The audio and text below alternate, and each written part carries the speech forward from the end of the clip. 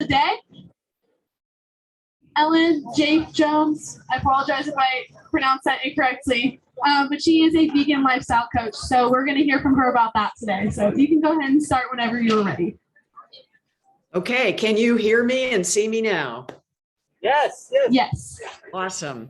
So I'm wondering, is there any way to make the background in focus? I know there are different background techniques you can use on Zoom, but if not, we'll just go with it. We're not sure. I think it's on your end, Ellen. You can't control it on our end. I'm sorry, I can't hear you, Mike, if that's Mike. Yeah, we can't control that on our end. That's just Okay. All right, well, let me unplug. And I think we have a sufficient battery juice here because this is really, when I do my presentations, and we'll try and see if we can get some of this in focus here. I guess it's, yeah, all right, that's, okay. Kind of go with the flow here in this new technology with COVID. So what you would see behind me is 200 and, as of this morning, 37 5K or longer races that I've placed in for my age group. So this was this morning, and I had to drive up to Tampa because of COVID. The races are limited to about 200 people each. And it's really challenging because I want to be out there wearing my vegan message shirts, because in 2011, when my first book, Eat Vegan on $4 a Day, came out, I was at a race wearing an image of that shirt, of the book on my shirt, and somebody just came up to me and like staring at my chest and goes, "Yeah, right. You can't run on a vegan diet." And I'm going like, wait, what? I've been doing this for the better part of 40 years. And all the time while I've watched my mom, aunt, both sisters get breast cancer. So I just sort of set out. I'd already placed in some races at that point, and I thought, I'm really just going to keep racing as much as I can and show people that not only can you do it on a vegan diet, but plants really enhance. And you know, that protein question, let's see if we can get that in focus there.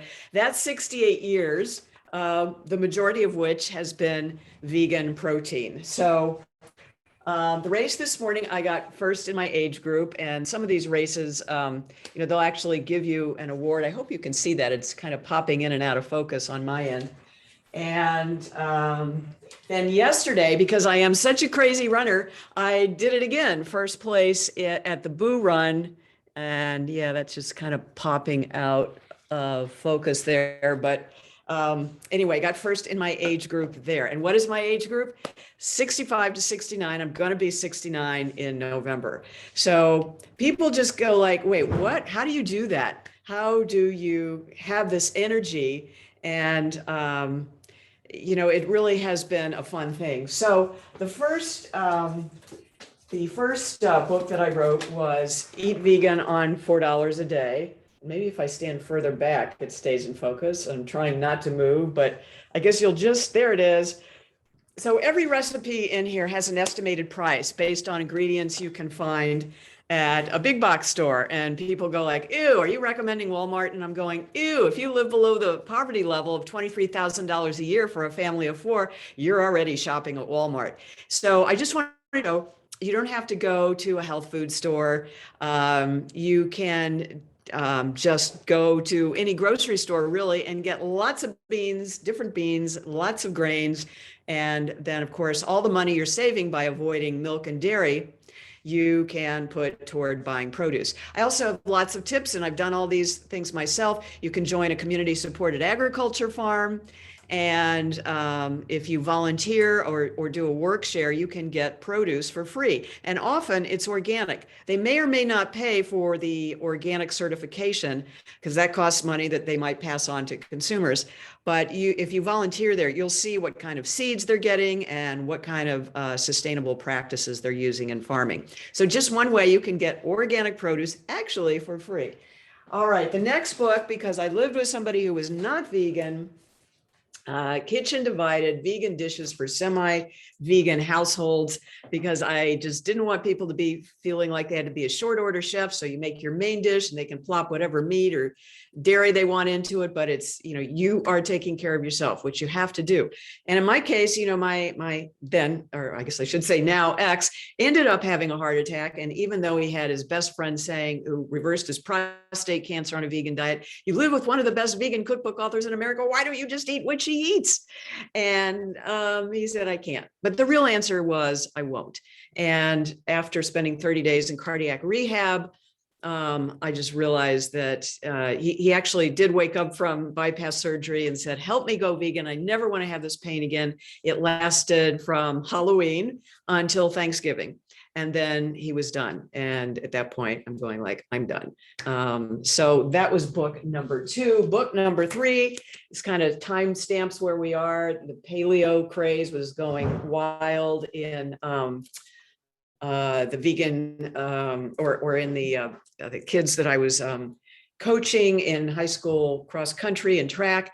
And so I wanted to just write a vegan version of paleo, and National Geographic a year later came out with a cover story called The Real Paleo Diet. And they said, it wasn't like a wild boar was running through our backyard 3 times a day, and that we could catch it fully without getting sick and dying. And they said, of course, they quoted me not by attribution, but one of the things they said, which of course I wrote in my book, is that the planet can't sustain a diet based around meat and dairy, especially the kinds of the frequency at which the paleo folks wanted you to be eating all this meat. So that was book number 3. Book number 4, because I started doing all this racing. And what I was finding in my age group is that I was placing. And, I kind of joke, oh, I'm just showing up at my age, but that's really not true. For a lot of women my age, we didn't have Title IX. So once it became a kind of thing that we could start competing, and I started when I was 28 years old, after I read Jim Fixx's book, I think it was called The First Book of Running. And then of course he dies of a heart attack on the side of the road. And so as I started picking up the pace, I was just kind of, always in the middle of the packer early on.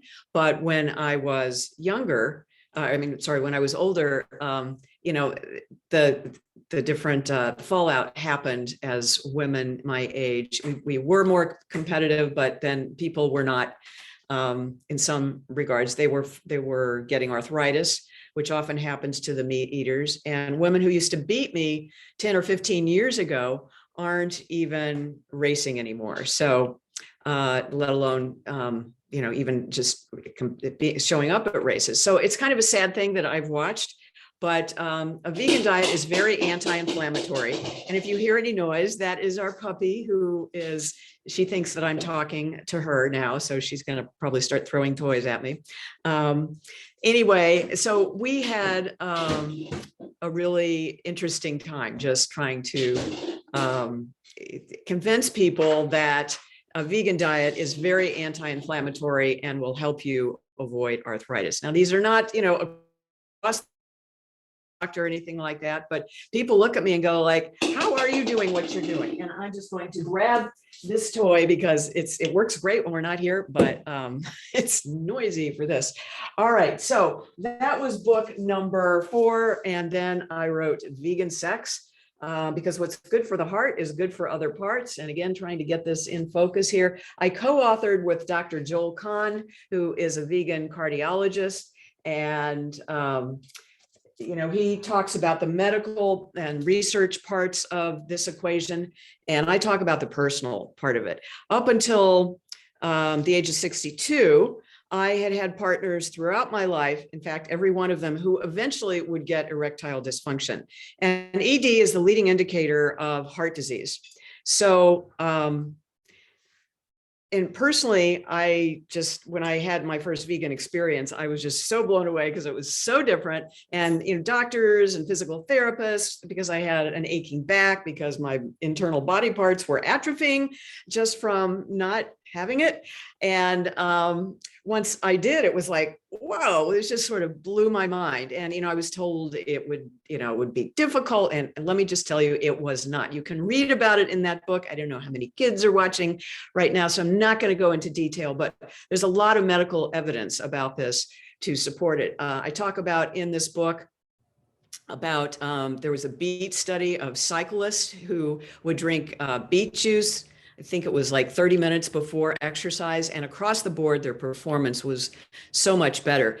The Game Changers, which came out a year after Vegan Sex, talked about this same study, and of course, documented in very visual ways. If you haven't seen that movie, definitely check it out. So, what is good for the heart is good for other parts, and it's all about blood flow. And, you can tell just by, I ran a race this morning. I'm still wearing the race shirt. Usually I wear a vegan shirt, and if I'm not wearing a vegan race shirt at the race, I'll be wearing a race band, a sweatband that says vegan right across the front. So after the race, if it's really hot, I'll just wear it around my neck as a collar, just so that when I'm up on the podium with the other two women in my age group who were also placing, and hopefully I'm first, but not always, that vegan message is going to show in not only my pictures, but everybody else's who is taking pictures of that day. And, they might look and go like, wow, you can run on a vegan diet. So that's really the game plan. And then I often joke, if Vegan Sex doesn't work out, my last and final book is Vegan for One. So we waste a lot of food in our culture, and even vegans do this. I was doing it. So the servings in that book are just one or two, and all the while making sure that we get enough nutrition and enough macro and micronutrients so that we have enough energy to do what we do. And so that is the summary of the books. And I don't know, I'm going to put the chat up because I don't know if Mike or anybody there is able to relay questions, because I don't think I can hear you unless, Mike is actually right in front of the microphone. But certainly if you have questions about what I do or how I do it, please do feel free. So breakfast for me, people always ask, well, what do you eat? So because I actually work full time in Sarasota, Florida as a real estate agent, as a realtor. And my boyfriend, who is also vegan, is my broker.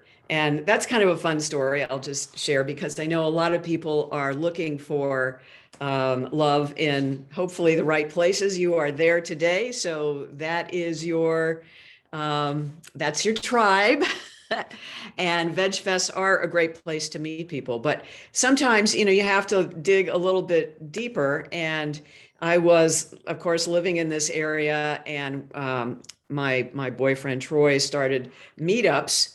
And, he had a relative who had health issues. So he actually saw me speak for the first time at the Portland Veg Fest in 2017. And he had been going around the country with and without his son, trying to find answers for the health condition that he had.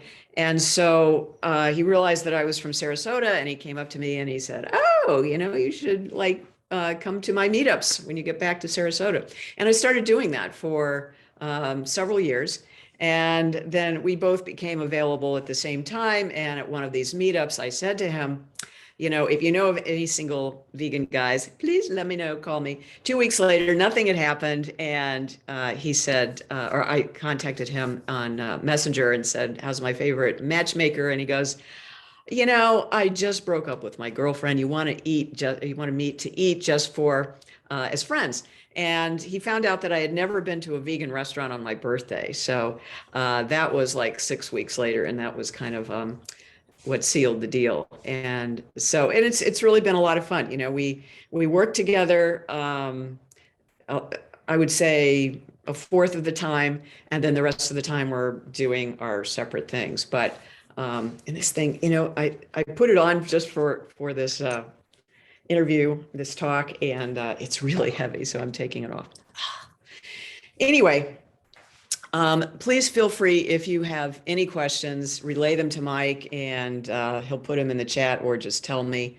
And I often joke that I sometimes am the last speaker of the day because I'm kind of the closer. If you aren't convinced to be vegan at this point, hopefully I will be the encouragement, because people do tell me that, how do you get to be almost 69 and have so much energy and do these races, 2 5Ks back to back? That is not unusual. A couple of weeks ago, before I went to go out of town somewhere, I did 2 5Ks 11 hours apart. And one was at night on a Friday night. The next one was Saturday morning, and placed in both of those. So generally at this age, I do place in most of the races I do. Although yesterday there were 9 women in my age group. So, we're trying to make up for lost time. Many of us just trying to get out there and using races as a way of forced fitness. With my clients that I coach, I always start easy. That's really the basis of vegan fitness for mortals. When I was a high school cross country and track coach, I saw so many kids getting injured. They love running, and they would just go out on those, even though they were asphalt, still not much better than concrete. That we have rubber tracks now on a lot of high schools and colleges, so that is better on your joints. But, I always say, what did Mother Nature intend? What did our ancestors really do? Concrete is kind of a 100-year-old invention and not designed for the human body. So it's really important to do dynamic warm-ups at the beginning and then static stretches for 15 to 20 minutes after you have this hard effort, just to keep your muscles loosey-goosey. So that's kind of my secret. Just doing that, very religious about the warm-ups and the cool downs. And if I miss the cool down, I actually didn't cool down yesterday. This morning, my quads were just a little sore. So I really encourage you to do that. But what I saw with high school kids is they would just do too much too soon. And I always say, don't get a case of the terrible twos. It's so important to gradually start whatever program it is. And in Vegan Fitness for Mortals, I talk about how you can do a gradual program of just, if you want to get into running, where you maybe walk for 30 seconds and then run for 10 or 15 seconds, or maybe you walk longer, maybe a minute or two. And it's all just gradually increasing the ratio of running to walking. Jeff Galloway wrote one of my favorite running books called Run Till You're 100. And that's always been my goal. Absolutely. And he tried to coin or patent the run walk method, but really that's how humans are designed. I mean, if you try and run too much, too fast, your body will let you know, if you're not conditioned, that you got to back off. And so my whole goal is to, and as it is for me and my clients, is to finish without injury. So I would love to be doing this until I'm 100. Certainly in this age group, we see all kinds of things happening to people. And, like yesterday, I was the second oldest female at the Boo Run in Sarasota. So, it's like, where is everybody? So my goal for my clients is to have some program that works for you. It can be yoga, it can be swimming, it can be cycling. Some of those things are easier on the joints, but still give you the aerobic exercise and the activity that you need to keep up the energy and the stamina, really, that you need to. And it's important to say too that you need to deal with it, which is so hard, especially for runners, but rest. And when I was younger, I used to run every day, and I put in some long miles. Somebody with my sprint times, I'm told, shouldn't be able to finish a full marathon, but I've done that twice, and I've done 13 half marathons. So even though I've placed in 205Ks, I haven't placed in all of them. So I've probably, run a race, said in the when I started in my 20s and 30s. And then I ran after I had 3 children. I wasn't placing. I lived up in St. Louis, and I did what was called there the Snowball Series, where it was a series of 5K races, I think 5 of them in January and February, just to keep people motivated. And my 2 daughters, I have 3, but 2 of them are, I would say, avid runners. And they got me the 40th commemorative sweatshirt for that race. Not that we need those too much in Florida, but it was very sweet that they did those races 40 years later. And, it does, it just brings to mind that we do have an impact, whether it's on our children, our families, or just the wider community around us. We do have a tremendous ability to create messages that will stick. And sometimes it takes a number of messages that people get hit with that, makes them finally, have the epiphany and the light goes off. The medal I am most proud of, well, I'll get to that in a minute. I want to say there are all kinds of, even if you're not a runner, and people say, how do I know if I'm a runner? Well, everybody's a runner, but most big cities have running clubs, and there are always people who walk in those clubs. Generally speaking, there's somebody, if you come out for a Tuesday or Thursday night or Saturday morning training run, which could be anywhere from a mile to a half marathon distance, which is 13, but places where you can get off along the way, there'll be somebody called the sweep who makes sure that you don't get lost in the crowd. So last year, even with COVID, I won the Bradenton Runners Club racing series.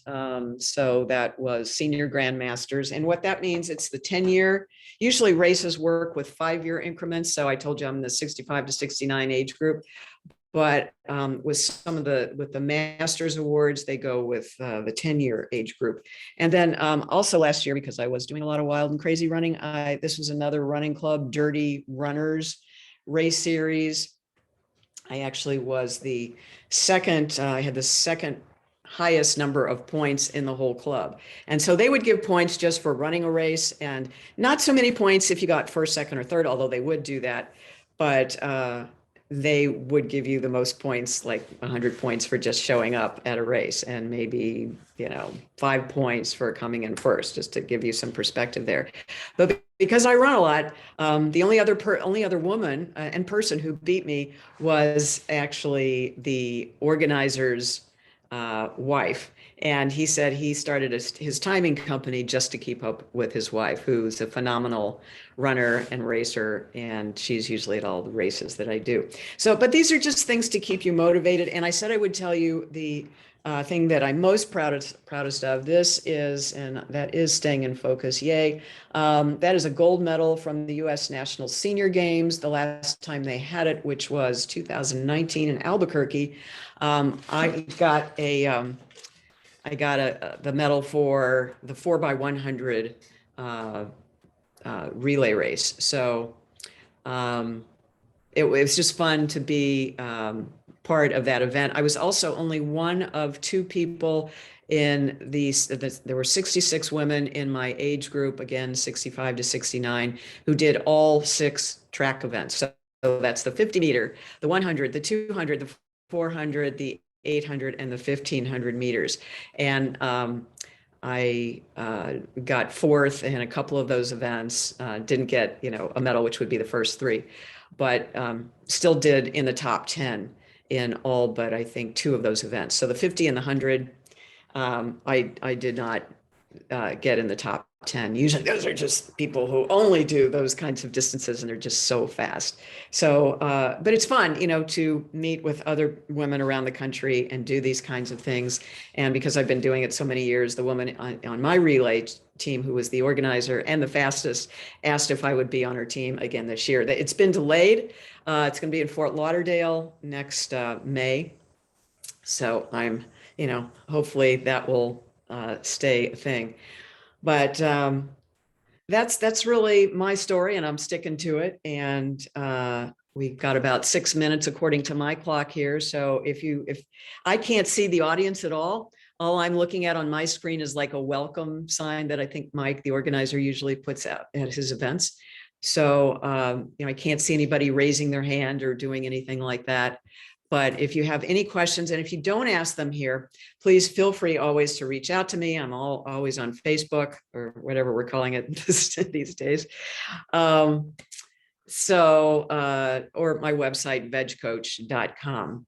And, certainly if you're ever in the Sarasota area, be sure to call me and, we can connect. And it's just, it's really fun living in a place where you can be outside pretty much 24/7, 365, doing whatever activity it is you like. And yesterday we had a cloud burst right at the end of the race, which was just like, thank you, for cooling us off. And, it slows you down a little bit, but I actually have running friends and I'm the same way. If it's raining out, I actually head outside because if it's not too hard, it just feels so good. And being connected with nature, it's just so important.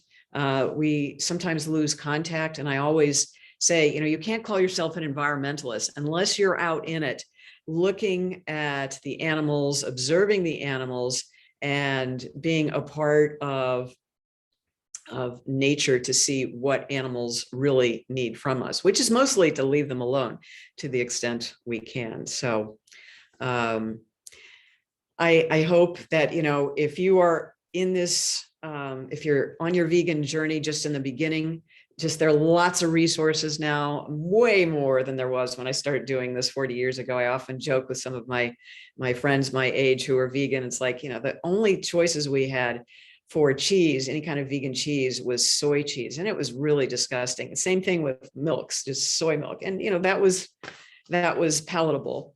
But it's just, there's so many options out there and there's really no excuse not to go vegan. I can't give up my shrimp. I had shrimp last night, vegan shrimp at this great place in St. Petersburg, which is our little vegan mecca here. I mean, they're all over now, but Cider Press Cafe. They were really the first in this area to come out with these. The shrimp, it even looks like shrimp. I don't know how they do it. And it doesn't look like they injected red dye into the shrimp, but the texture and the taste is amazing. And sometimes they have a seafood festival there and they have lobster. And I don't know if it's made with the same ingredients or not, but that for me was the one thing that was the hardest to give up. So just reach out to people either in your life or online. There's so many Facebook groups and Instagram, Pinterest, places where you can get inspired and get free recipes. Of course, pretty much on a daily basis. It hasn't happened in a while, but I used to get Google alerts for my name or my books, and I would click on it. It was like, free download of Eat Vegan on $4 a day. And I would say something to my publisher and he would just say, oh, that's probably China, nothing we can do about it. But, it's all out there. And, my publisher told me early on, the hardest part is not writing a book, it's selling it. And in today's times where everything is just out there online, most of us who are still out there talking about these messages are doing it for love of animals and our fellow human beings to try and make the world a better place. Because I'm sure you have, and if you haven't, you should connect up and listen to people who talk about the connection between being vegan and the environment. It's just that the World Health Organization has said the number one thing we can do to reduce our carbon footprint is to give up animal agriculture. And so if you can do that, you are voting with your wallet 3 times a day, plus enjoying incredible health. And there are certainly plenty of vegan doctors out there and dietitians that can help you if you have any specific concerns or issues in how to do this. For me, I got to the vegan table for health reasons because of our family history. I almost died of a colon blockage when I was 28 years old. And the emergency room doctors said they had never seen a colon blockage in somebody so young and had seen a blockage like that was so large. So I would have to be on medication the rest of my life. So I ran to the health food store and read all 5 books on fiber because that's all there was at the time. And life has never been the same since. All right. So I see somebody is saying Miss United States or whatever that was there to wrap it up. So thank you very much. appreciate your time. And again, feel free to reach out if you have any questions or concerns. Thank you so much. Thank you, Ellen, for taking your time to speak with us today. My pleasure. Okay, so it is